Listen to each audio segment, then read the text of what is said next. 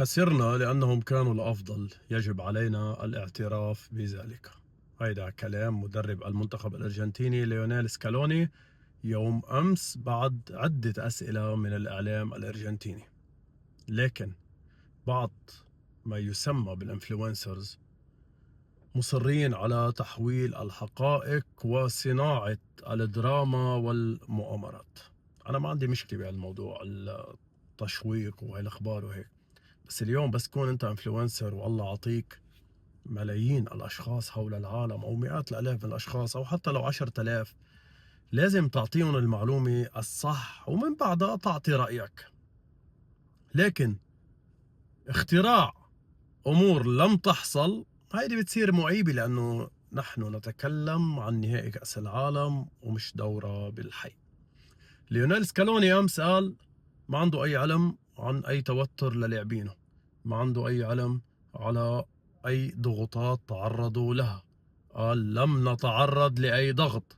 نحن عم نحكي بالأرجنتين، نحن عم نحكي ببطل العالم، نحن عم نحكي مع دولة من أقوى دول أمريكا الجنوبية، نحن عم نحكي عن دولة قال رئيس الولايات المتحدة إنه بيتمنى فوز الأرجنتين، نحن عم نحكي عن دولة كان عم بيشجعها رئيس حكومة العدو إنكي بإسبانيا.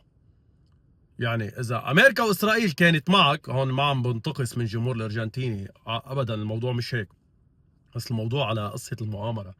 إذا أمريكا وإسرائيل معك، مين بده يهددك؟ أكيد مش أنا. وبالتالي الكلام عن تعرض الأرجنتين للتهديد لخسارة المونديال هو انتقاص أكبر من إسبانيا، حتى مش بس من الأرجنتين. أولا لا يمكن تهديد الأرجنتين، وثانيا لا يمكن إهدار حق إسبانيا بالفوز بأنظف كأس عالم لمنتخب متوج.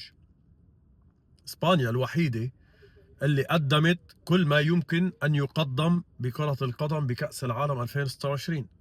عانت بالمباراة الأولى أمام كاب فيردي، لكن لو تعاد 10 مرات للنتيجة ما بتنتهي أقل من 5-0. ليساندرو مارتينيز هنأ المنتخب الإسباني. لوتارو مارتينيز نفس الشيء. إذا بتعملوا برمي على الإعلام الأرجنتيني الأمر واضح، يعني ما بدها كتير تفسيرات، ما بدها كتير تأويلات، ما بدها كتير اختراعات. لا يوجد أي تهديد. إنزو عم يبكي، أوكي، شعب عاطفي بشكل مش طبيعي، عادي بيبكي. ويقال إنه ليونيل ميسي أخبرهم قبل انطلاق المباراة عن أن المباراة الأخيرة له. كلنا بنعرف شو ليونيل ميسي لا الأرجنتين وللاعبي الأرجنتين بالتحديد، فالأمر عاطفي لا أكثر. أما نحكي عن موضوع تهديدات، لا لا لا.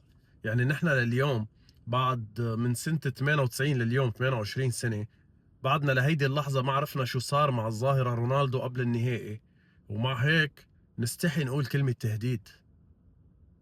عيب.